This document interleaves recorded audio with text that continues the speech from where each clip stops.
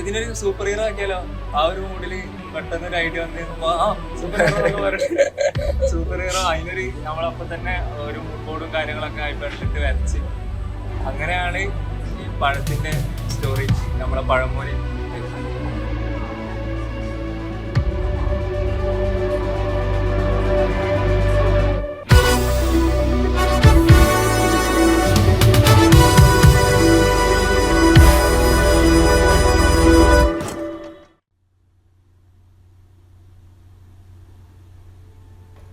Design സ്കൂളിൽ final project ഉണ്ടെന്ന് എല്ലാവർക്കും അറിയായിരുന്നു. വന്നപ്പോൾ മുതൽ എല്ലാവരും ഭയങ്കര ക്യൂരിയസ് ആയിരുന്നു. നമുക്ക് കിട്ടുന്ന പ്രൊജക്റ്റ് റീബ്രാൻഡിങ് അങ്ങാടി അങ്ങനത്തെ എന്തെങ്കിലും പരിപാടി എടുക്കുന്ന എല്ലാവർക്കും ഐഡിയ അങ്ങനെ ആയിരുന്നു. പക്ഷെ നമുക്ക് കിട്ടിയ പരിപാടി ക്യാമ്പയിൻ എന്നുള്ളൊരു സാധനമായിരുന്നു. അപ്പോൾ എല്ലാവരും ഭയങ്കര എക്സൈറ്റഡ് ആയിരുന്ന പരിപാടി. പക്ഷെ നമുക്കൊരു ഐഡിയ ഇല്ല എങ്ങനെ ചെയ്യും എന്നുള്ളത്. പക്ഷെ ഭയങ്കര എക്സൈറ്റഡ് ആയിരുന്നു. ക്യാമ്പയിൻ എന്ന് പറഞ്ഞപ്പോൾ ഭയങ്കര കൺഫ്യൂസ്ഡ് ആയി. നമ്മൾ ഒരു എക്സ്പെക്ട് ചെയ്തിരുന്ന ഒരു റീബ്രാൻഡിങ് ആയിരുന്നു. അപ്പോൾ ക്യാമ്പയിൻ്റെ ടോപ്പിക് എന്താ വെച്ചാൽ ജെൻസിന്റെ മെന്റൽ ഹെൽത്തിനെ കുറിച്ചിട്ടായിരുന്നു. ഇപ്പൊ പ്രൊജക്ടിന്റെ കേസ് പറയുകയാണെങ്കിൽ ഹാക്കിയിലെ എല്ലാ ബാച്ചസിനും ഫൈനൽ പ്രൊജക്ട് കൊടുക്കലുണ്ട്. അതിപ്പോ നമ്മൾ നോക്കുകയാണെങ്കിൽ റീബ്രാൻഡിങ് അങ്ങാടി അങ്ങനത്തെ ഒരു വൈബിലുള്ള പ്രൊജക്ട് ആയിരിക്കും. ക്യാമ്പയിൻ കേട്ടിട്ടുണ്ട്, പക്ഷെ എന്താണെന്ന് ഇതുവരെ അറിയുന്നുണ്ടായില്ല. ക്യാമ്പയിന്റെ ഫസ്റ്റ് സ്റ്റെപ്പ് എന്നുള്ള രീതിക്ക് നമ്മൾ ചെയ്ത പരിപാടി ലബൂബുവിന്റെ പരിപാടിയാണ്. അതാണെങ്കിൽ നൈസായിട്ട് പാടില്ല. ഞങ്ങൾ ഹാക്കിൽ എല്ലാവരും അറിയിക്കുക, എല്ലാവർക്കും ഒരു ക്യൂരിയോസിറ്റി ബിൽഡ് ചെയ്യാൻ വിചാരിച്ചിട്ടാണ് ഈ ലബൂബുവിന്റെ പോസ്റ്റർ ഇറക്കിയത്. പക്ഷെ അതെങ്ങനെ വർക്കായില്ലായിരിക്കും. വർക്കാവാത്തതിന് മെയിൻ കാരണം എന്താ വെച്ചാല് നമ്മൾ ഈ പോസ്റ്റർ ഒട്ടിച്ചിട്ടും ആരും മെയിൻ ആക്കുകയും ചെയ്തിട്ടില്ല. ഒരു ക്യൂരിയോസിറ്റി ബിൽഡ് ചെയ്യാൻ വേണ്ടിയിട്ടാണ് നമ്മൾ ഈ പരിപാടി ഇങ്ങനെ ഒരു രീതിയിൽ കൊണ്ടുപോയത്. പക്ഷെ അത് വേണ്ടത്ര സംഭവം ഒന്നും കിട്ടിയിട്ടില്ല. അപ്പോഴാണ് സഫാനും ആഷിഫൊക്കെ വന്നിട്ട് പറഞ്ഞു, എടാ പരിപാടി ഇങ്ങനെയല്ല ചെയ്യണ്ടേ, ഇതൊട്ടും ഭയങ്കര ഒറിജിനലായിട്ട് തോന്നാനുള്ള നിങ്ങൾ സ്ക്രിപ്റ്റ് ഇട്ട് ചെയ്തതെന്ന് തോന്നുന്നു. അങ്ങനെ ഞങ്ങൾക്ക് കുറച്ച് റെഫറൻസ് ഒക്കെ കാണിച്ചു തന്നു. അപ്പോൾ റെഫറൻസ് ഉള്ളപ്പോൾ വിചാരിച്ചു നമ്മ കാണിക്കണ പരിപാടി അല്ല, ഇത് വേറെ പരിപാടി തന്നെയാണ്. അപ്പോൾ ഞങ്ങൾ പിന്നെ ആ ഒരു വേ മാറ്റിയിട്ട് അവർ പറഞ്ഞ രീതിയിൽ പോകാൻ തുടങ്ങി. ക്വസ്റ്റ്യൻസ് ഒക്കെ കളക്ട് ചെയ്ത് ബീച്ചിൽ പോയി. അപ്പോൾ എന്താണ് ആ ഒരു കേസിൽ പറയാനാണെങ്കിൽ ഫസ്റ്റ് നമ്മൾ ചോദിക്കുന്ന നേരത്തെ ആരും വന്നില്ല, എല്ലാവരും മാറി. അപ്പോൾ ഒരു ഐഡിയ ഇല്ല എങ്ങനെ ചോദിക്കണം. ഒരു മാറി നിൽക്കൽ കാണുമ്പോൾ ഒരു ഐഡിയ ഇല്ല എന്താ ചെയ്യേണ്ടത്. പക്ഷെങ്കിൽ പിന്നെ എല്ലാവരും ഇങ്ങോട്ടേക്ക് കുറച്ചും കൂടെ കോപ്പറേറ്റീവായി. പിന്നെ നമ്മൾ എന്താ വെച്ചാൽ നിന്നില്ല, ഇങ്ങനെ ചോദിച്ചുകൊണ്ടേ നടന്നു. പിന്നെയാണ് നമ്മൾ കുറച്ചും കൂടി ഇരുന്ന് റെഫറൻസ് നോക്കാൻ തുടങ്ങിയത്. റെഫറൻസ് നോക്കിയപ്പോൾ നമുക്കൊരു ഏകദേശം ഒരു ഐഡിയ കിട്ടിയത്, ഈ പരിപാടി എങ്ങനെ പോകണം, എന്താണ് ക്യാമ്പയിൻ എന്നുള്ളതിനൊരു പ്രോപ്പർ ക്ലാരിറ്റി കിട്ടിയത്. അങ്ങനെ നമ്മൾ കുറച്ചിരുന്ന് കാര്യമായിട്ട് പ്ലാൻ ചെയ്ത് ആൾക്കാരിലേക്ക് എങ്ങനെ ഈ പരിപാടി എത്തിക്കുക എന്നുള്ളതൊക്കെ നോക്കി. അപ്പോഴാണ് കുറച്ചും കൂടി പുറത്തിറങ്ങി ജെൻസിനെ പറ്റി ആൾക്കാരുടെ അഭിപ്രായം എന്താന്ന് നമ്മളൊന്നും കൂടി അന്വേഷിക്കാൻ തുടങ്ങി. അങ്ങനെ നമ്മൾ ഫസ്റ്റ് പോയത് ബീച്ചിലേക്കായിരുന്നു. അവിടുന്ന് ഫസ്റ്റ് കുറച്ച് ആൾക്കാരോട് ചോദിച്ചപ്പോൾ പക്ഷെ അതിനുള്ള റെസ്പോൺസ് ഒന്നും കിട്ടിയില്ല. പിന്നെ കുറച്ച് എന്താ പറയാ, കുറച്ച് സ്കൂൾ പിള്ളേര്, പിന്നെ അങ്ങനെ കുറച്ച് മുതിർന്ന ആൾക്കാരൊക്കെ എല്ലാവരും ചോദിച്ചപ്പോൾ നമുക്കൊരു ഐഡിയ കിട്ടി, എന്താ ചെയ്യേണ്ടത്, എങ്ങനെ ചോദിക്കേണ്ടത്, അങ്ങനെ ഒരു ഐഡിയ കിട്ടി. അങ്ങനെയാണ് ശരിക്കും നമ്മളൊരു ട്രാക്കിൽ എത്തുന്നത്. നമ്മൾ ട്രാക്കിലായി, പക്ഷെ നമ്മളടുത്ത് ടെസ്റ്റിമോണിയൽസ് മാത്രമേ ഉണ്ടായിരുന്നുള്ളൂ. നമുക്ക് ഇനി എന്തൊക്കെ ചെയ്യണമെന്നുണ്ട്. മെന്റേഴ്സ് ഒക്കെ നമ്മളടുത്ത് കാണുമ്പോൾ പറയും, എടാ അതിൽ അൺലിമിറ്റഡ് ഓപ്പർച്യൂണിറ്റീസ് ഉണ്ട്, അത് ചെയ്യണം ഇത് ചെയ്യണം എന്നൊക്കെ. പക്ഷെ നമുക്ക് എന്നാലും എവിടെ ഒരു സ്റ്റെക്ക് ഫീൽ ചെയ്ത് നമ്മൾ അന്ന് വെള്ളിയാഴ്ചയാണ്. അപ്പോൾ നമ്മളിങ്ങനെ ഞാനും മിക്കും ചായ പിടിക്കാൻ വന്നപ്പോൾ എല്ലാവരും നാട്ടിൽ പോയി. അപ്പോൾ നമുക്ക് എന്തെങ്കിലും ക്യാമ്പയിൻ ഒരു സാധനം ചെയ്യണം, ഷെയ്പ്പോ അങ്ങനത്തെ എന്തെങ്കിലും ഒരു പരിപാടി. അപ്പൊ എന്ത് ചെയ്യണം ഇങ്ങനെ ആലോചിച്ചിരിക്കുകയായിരുന്നു. നമ്മളെ മെന്റൽ ഹെൽത്തിനൊക്കെ കണക്ട് ആവണ എന്തെങ്കിലും ഷെയ്പ്പോ, നമ്മള് ക്യാരക്ടർ ആ ഷേപ്പിൽ നമ്മള് ഒരു ക്യാരക്ടർ ആക്കിയാലോ, അങ്ങനെ ഒരു ഐഡിയ ഉണ്ട്. നമ്മൾ നോക്കിയപ്പോഴേ ഫ്രൂട്ട്സ് കൊള്ളാം, ഫ്രൂട്ട്സിന്റെ ഷേപ്പ് കൊള്ളാം. അതായത് ഇപ്പോ ഓറഞ്ച് അങ്ങനത്തെ സാധനങ്ങളൊക്കെ. അപ്പൊ നമുക്ക് ഇങ്ങനെ ആലോചിച്ച് അതിനെ ഷേപ്പ് ആക്കാണ്ട് ഒരു ക്യാരക്ടർ ആക്കി എങ്ങനെ ഉണ്ടാവും സാധനം ഇങ്ങനെ ആലോചിച്ചത്.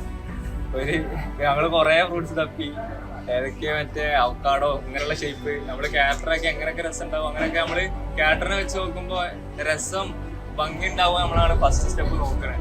അതിന്റെ പുറകിലുള്ള സ്റ്റോറി ഒന്നും നോക്കില്ല നമ്മള്. അങ്ങനെ നമ്മള് കുറെ റിസർച്ച്, കുറെ ഫ്രൂട്ട്സിന്റെ ഫോട്ടോ ഇങ്ങനെ ഗൂഗിൾ ഇങ്ങനെ നോക്കി. അപ്പോഴാണ് നമ്മള് പെട്ടെന്ന് ഇങ്ങനെ ഗൂഗിളൊക്കെ ഇംഗ്ലീഷിൽ ബനാന എന്നാണ് കാണുക. പഴം കൊള്ളാം, വാഴ, ആ ഒരു കൺസെപ്റ്റ് അവർ കിട്ടിയ. അങ്ങനെ വാഴയിൽ പിടിച്ച് വാഴ നമ്മളെ സമൂഹത്തില് നമ്മുടെ സൊസൈറ്റിയിൽ ഇപ്പൊ കുറെ പേര് സ്റ്റീരിയോ ടൈപ്പ് ആണല്ലോ നമ്മളെ വാഴ വിളിക്കുന്നത്. അങ്ങനെ വാഴ പിടിച്ച് വാഴപ്പഴം അത് നമ്മളെ ക്യാരക്ടറൊക്കെ എങ്ങനെ ഉണ്ടാവും എന്നൊക്കെയുള്ളൊരു രസമുള്ള പരിപാടിയായിരുന്നു. വാഴ എന്ന് മാത്രമേ ഉണ്ടായിരുന്നു. അതിന് നമ്മളിങ്ങനെ പറഞ്ഞ് ഇതിനൊരു സൂപ്പർ ഹീറോ ആക്കിയാലോ, ആ ഒരു മൂഡില് പെട്ടെന്ന് ഒരു ഐഡിയ വന്ന് സൂപ്പർ ഹീറോ സൂപ്പർ ഹീറോ അതിനൊരു നമ്മളപ്പം തന്നെ ഒരു മൂഡ് ബോർഡും കാര്യങ്ങളൊക്കെ ഐപാഡിലിട്ട് വരച്ച് അങ്ങനെയാണ് ഈ പഴത്തിന്റെ സ്റ്റോറി നമ്മളെ പഴമോനെ.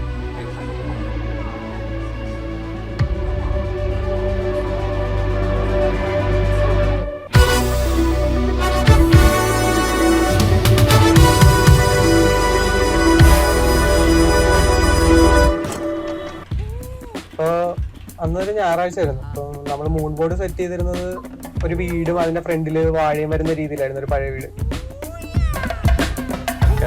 ഞങ്ങൾ വാഴ ഹണ്ടിങ് ഇറങ്ങിയ ഈ പഴമോൻ സൂപ്പർ ഹീറോന്റെ പ്ലാൻ പറയുമ്പോൾ എല്ലാവരും ഭയങ്കര എക്സൈറ്റഡ് ആയി. അപ്പോൾ സാലിങ്ങനെ ക്യാരക്ടർ ബിൽഡ് ചെയ്താലെന്നൊക്കെ പറഞ്ഞപ്പോൾ തന്നെ ഭയങ്കര എക്സൈറ്റഡ് ആയി. കാരണം ആദ്യം നമുക്കൊരു ഇതുണ്ടായിരുന്നു, ഒരു എന്താ പറയുക ഡിസൈൻ റിലേറ്റഡ് ആയിട്ട് ഒന്നും ചെയ്യാൻ അങ്ങനെ പറ്റൂല എന്നൊരു സംഭവം ഉണ്ടായിരുന്നു. അപ്പോൾ ഇങ്ങനെ ക്യാരക്ടർ വരുമ്പോൾ കുറേ ഐഡിയാസ് തന്നു. ഈ ക്യാരക്ടർ ബിൽഡ് ചെയ്യുക, അത് ആനിമേറ്റ് ചെയ്യുക. അപ്പൊ നമ്മൾ ഈ അടുത്ത പ്ലാൻ എന്ന് വെച്ചാൽ ഈ പഴമോനെ നമ്മൾ സർപ്രൈസ് ആക്കിയിട്ട് ഒരു ഇവന്റിൽ വീഡിയോ പ്രസന്റ് ചെയ്യാനാണ് നമ്മുടെ പ്ലാൻ.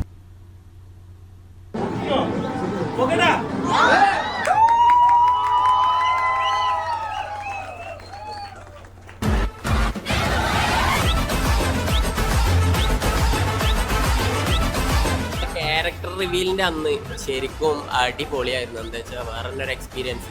പരിപാടി തീരല്ലേ തോന്നി. അത്രയും ആൾക്കാർ അത്രയും നമ്മൾ ആക്സെപ്റ്റ് ചെയ്തു. വീഡിയോക്കൊക്കെ വൻ റെസ്പോൺസാണ് ഉണ്ടായത്. അപ്പോൾ പിന്നെ നമ്മൾ സർപ്രൈസ് ആയിട്ട് ഒരു കിലോ പഴം കൊണ്ടുവന്നു. സീനായിരുന്നു, നല്ല ഒരു അടിപൊളി ഫീലായിരുന്നു അതിൻ്റെ ഉള്ളിൽ.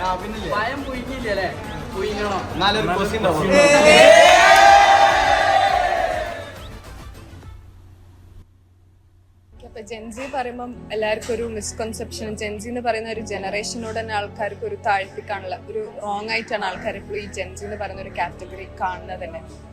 അപ്പോൾ ഈ ഒരു ക്യാമ്പയിനിൽ നമ്മൾ ഉദ്ദേശിക്കുന്നത് എന്താണെന്ന് വെച്ചാൽ ഇവരുടെ മെന്റൽ ഹെൽത്ത്, ഇവരുടെ ആക്ച്വൽ മെന്റൽ ഹെൽത്ത് എന്താന്നുള്ളൊരു സംഭവം ഇവരുടെ സൈഡിൽ നിന്ന് ഇവരുടെ സിറ്റുവേഷൻ എന്താണെന്ന് തിങ്ക് ചെയ്തിട്ടാണ് അവർക്ക് വേണ്ടിയിട്ടുള്ളൊരു അവരുടെ മെന്റൽ ഹെൽത്ത് എന്താണെന്ന് അറിയിക്കുന്ന ഒരു ക്യാമ്പയിനാണ് ജെൻസി മെന്റൽ ഹെൽത്ത് ക്യാമ്പയിൻ. ഞാൻ മെയിനായിട്ട് ചെയ്തത് എന്താണെന്ന് വെച്ചാൽ അധികം ടെസ്റ്റിമോണിയൽസ്, പിന്നെ എന്താ പറയുക, നമ്മൾ കുറേ എക്സ്പെരിമെൻറ്റ്സ് നടത്തിയിട്ടുണ്ട്. സോഷ്യൽ എക്സ്പെരിമെൻറ്റ്, അതിൽ ക്വസ്റ്റ്യൻ ചോദിക്കുക, അങ്ങനത്തെ പരിപാടിയൊക്കെ ആയിരുന്നു. ആൻഡ് ഓഫ് കോഴ്സ് ഒറ്റക്ക് എന്നതിനപ്പുറം ടീം വർക്കിന് എത്രത്തോളം ഇമ്പോർട്ടൻസ് ഉണ്ട് എന്നുള്ളത് മനസ്സിലായി. പിന്നെ അതിൻ്റെ ഇടയിൽ തന്നെ ഓരോ പരിപാടികൾ ഉണ്ടായിന് ഇവിടെ, ലോകൻ്റെ പരിപാടി, അങ്ങനെ അതൊക്കെ നമുക്ക് നല്ലോണം പാർട്ടിസിപ്പേറ്റ് ചെയ്യാൻ പറ്റിയില്ല.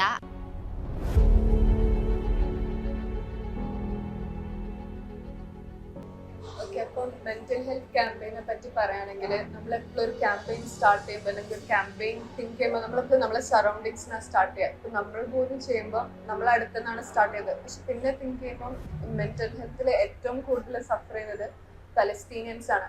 അപ്പോൾ അവരുടെ മെന്റൽ ഹെൽത്ത് എന്ന് പറയുമ്പോൾ ഡേ ബൈ ഡേ അവരുടെ ശരീരഭാഗങ്ങൾ നഷ്ടപ്പെട്ട്, കൈ ആയാലും കാലായാലും, അവരുടെ വേണ്ടപ്പെട്ട പാരൻസ് ആയാലും സിബ്ലിങ്സ് ആയാലും ബിലോവഡ് വൺസ് ഓരോ ദിവസം ഓരോ ആൾക്കാരെ നഷ്ടപ്പെട്ടു പോകുമ്പോഴും അവർക്ക് അവിടെ ഇപ്പോഴും ലിവ് ചെയ്യാനുള്ള കറേജ്, അത്രയും സ്ട്രഗിളിൻ്റെ സറൗണ്ടിങ്സിൻ്റെ ഇടയിൽ കൂടെ അവർക്ക് ലിവ് ചെയ്യാനുള്ള കറേജ് മതി. നമുക്കൊരു ദിവസം നമുക്കൊരു നോർമൽ ഡേ ലിവ് ചെയ്യാൻ അത് മതി.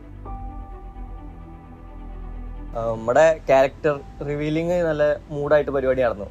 അതിനുശേഷമാണ് നമുക്ക് പ്രതീക്ഷിക്കാണ്ട് കുറച്ച് സംഭവം നടന്നത്. നമ്മുടെ ദീപുവിന് പനി വന്നു, പിന്നെ അതിനുശേഷം ജിഷ്ണുവിന് പനി വന്നു, പിന്നെ അയ്യപ്പൂന് പണി വന്നു. ഇതിന് പുറമെ നമ്മുടെ ഷിബുവിൻ്റെ ലാപ്പ് അടിച്ചു പോയി. ഈ പരിപാടി ഒന്നും നടക്കാണ്ടായി. അപ്പോൾ നമ്മളെല്ലാം സ്റ്റക്കായ ഒരു മൂഡിലായിരുന്നു. അപ്പോൾ ആദിഷിനും മിക്കുവിനും എക്സ്പ്രസോ പ്ലേസ്ഡായി. അങ്ങനെ അവരങ്ങനെ പോയി. പിന്നെ ആ റിവ്യൂവിന് ശേഷം ഒരു ലാഗ് പോലെ ഫീൽ വന്നു. പിന്നെ കുറച്ച് പബ്ലിക് ഹോളിഡേയ്സും വന്നു, എല്ലാവരും നാട്ടിൽ പോയി. അങ്ങനെ ആരും ഇല്ലാത്തൊരവസ്ഥ പോലെ ഫീലായി. മൊത്തം സ്റ്റക്കായ പോലെ തോന്നി നമുക്ക്. അപ്പോൾ ഇത്രയും ഡൗൺഫോൾ ഉണ്ടെങ്കിലും നമുക്ക് പെട്ടെന്ന് തന്നെ പാച്ച് ചെയ്ത് കൂടെ കയറിപ്പോരാൻ പറ്റി. അതെ, നമ്മളന്ന് നിന്നിട്ട് രാവിലെ കോഴിക്കോട് പോയി.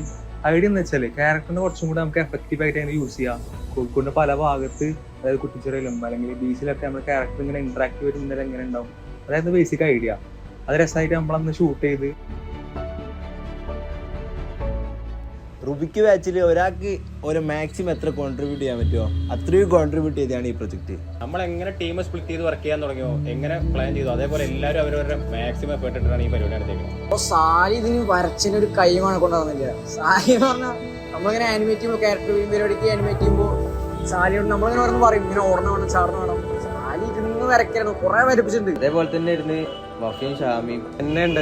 ജന ടെസ്റ്റിമോണിയൽസിനായാലും ബാക്കിയുള്ളതിന് പിന്നെ ക്യാരക്ടർ അനൗൺസ്മെന്റ് അതിനെല്ലാത്തിനും ഫ്രണ്ടിൽ നിന്ന് അവരെ കൊണ്ട് തരാൻ പറ്റുന്ന മാക്സിമം ഔട്ട്പുട്ട് അവർ തന്നിട്ട്. പ്രൊഡക്ഷൻ ടീമായാലും സുഹൈലും തബ്ഷീറൊക്കെ ഓടി നടന്ന് വീഡിയോ എടുക്കാറുണ്ട്. രാവിലെ തൊട്ട് വൈകുന്നേരം വരെ നമ്മൾ എപ്പോൾ ചില അവന്മാർ ഫുൾ അടിപൊളിയായിട്ട് വീഡിയോ എടുത്തിട്ടുണ്ട്. ഒന്നും പറയാനില്ല, നമ്മളെ റുബിക്കിലെ പിള്ളേരെല്ലാം പൊളിയാണ്.